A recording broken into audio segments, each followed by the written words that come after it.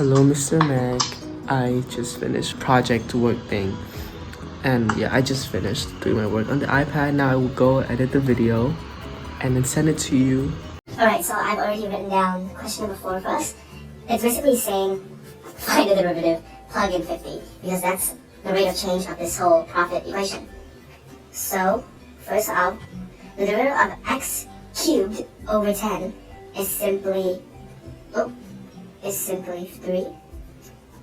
3x squared over 10. Next we have the minus 60x squared, which 60 times 2 is 120x.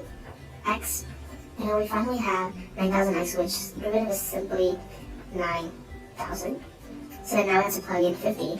So 50 squared should be, I'm using my calculator.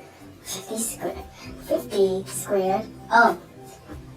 is simply 2,500, and then that times 3 is 7,500 over 10, which can be simplified as 750, and then 120 times 50, again we'll be using the calculator because, will be 6,000 plus 9,000. So obviously we can combine the like terms here, and that would be minus 6,000 plus 9,000 is going to be 3,000 plus 750, which with the rate of change, which is quite a big number, is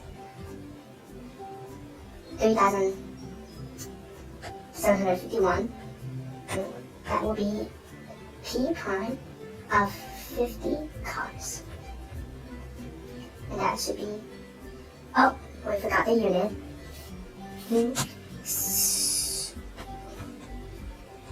So due to the problem asking, changing when company makes 50 cars, that should be cars per dollar.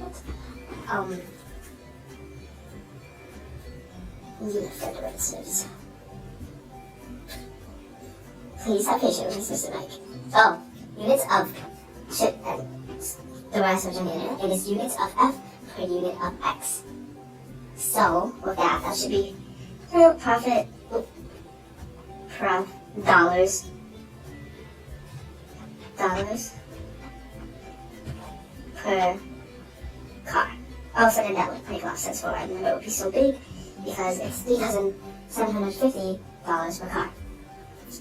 And that is our answer. Hey y'all, so today we are going to solve some derivative problems, and I hope that this video will be helpful to y'all.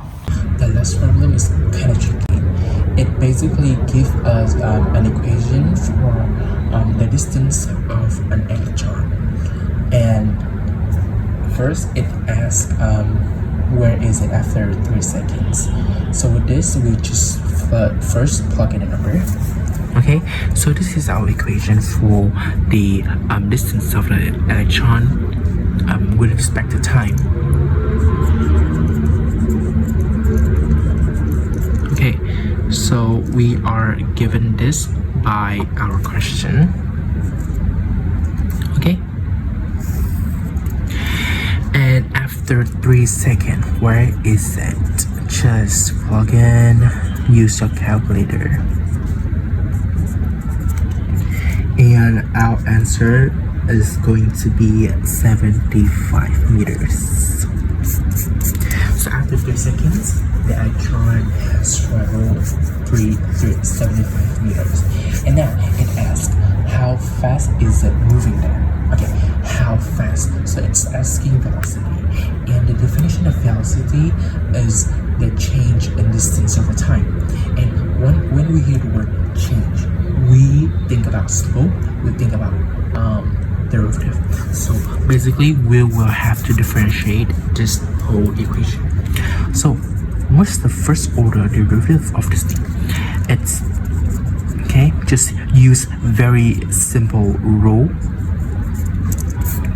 And just this, we have this one, and once we have this one, this is an equation that represents the speed or how fast the electron is moving. Now, just plug in a number one more time. Okay. 10, and use the calculator and get 49. Okay, now it asks how fast is it accelerating? Acceleration is a change in velocity. A change. Once we hear the word a change, we have to think about slope and derivative again. So we will take the derivative of this one, which means the second order derivative of this whole thing over here. Okay, so equal. Okay, take the derivative of this one. We have 3 multiplied by 2 over 1. Okay, plus 4 plus 0, so it's 60 plus 4. Okay, now just plug in a number as we did with other problems. 18 plus 4 is 22. So the acceleration, okay, here I want to say this is a unit for velocity and this is the unit for acceleration because it is the change in velocity over time. So velocities and time. So this is how we will solve the problems. Hi, now I'm going to talk about derivatives and how I solve the questions. Also, real world problem. It asks for the change of cost when the container is made in 3-inch wide. Here's the original equation. I just reorganized the equation so that it's in the power of 1 and not in the form of division like this. The rate of change, we need to find the derivative of c of x, which is found here. Basically, 2 is the coefficient of this one, and then the powers decreased by 1, which is 1. And then here, the powers dropped into the coefficient, and then the powers decreased by 1, which is negative 2. Over here, I just multiplied the coefficients together. X to the power of 1 is just 1, it's just x. And 24 times negative 1 is minus 24, and then the terms like it is. Then I just rewrite the term into 24 over x squared, because that's what the minus is there for on the power. Then we plug in 3 into the equation to get an approximate result. And therefore, the cost change when the container is made 3-inch wide is approximately $2.13. Next, we're going to talk about y equals to the natural log of this term. To find the derivatives of natural log is 1 over the term multiplied by the derivatives of the term inside here. And so in this case, this is 1 over the term inside the natural log, and then we need to find the derivatives of this whole term. And this is evaluated into this. The 3 here is dropped down here, and then the powers decreased by 1. And then the derivatives of tangent is secant squared with the term here, and then multiplied by the derivatives of this term, which is 6x plus 1. 2 is multiplied by 3, which is 6. And the power of 2 is decreased by 1, which is 1. And x, the derivative of it is just 1. And then in the last equation, I just move the numerator to the top so that it looks a bit more organized. Hi, good afternoon. So today I'm solving the 6 questions for Mr. Mac assignment. So now we'll be starting with a third prompt, which is to prove that derivative of tan x is equal to secant square of tangent x is equal to secant square. So the rules we're going to use here are tangent x equals sine. So we know that tangent x equals sine x over cosine x. And another rule is that when cosine square x plus sine square x plus one another, it's equal to 1. Another thing that we use will be the quotient rule, which is labeled here. So now we will be rewriting the derivative of tangent x equal to the derivative of sine x over cosine x over cosine x.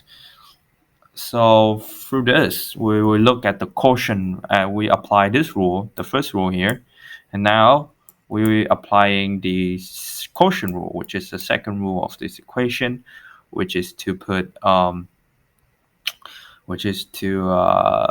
look at this. So first we'll look at the derivative. So the quotient rule is equal to the derivative of sine x multiplied by cosine x. Okay, then it's minus the derivative of cosine x multiplied by sine x. So we know that the derivative and over cosine x squared. So we know that derivative of sine x is equal to cosine x, and then the derivative of sine x is equal to cosine x, and that will multiply by cosine x, right?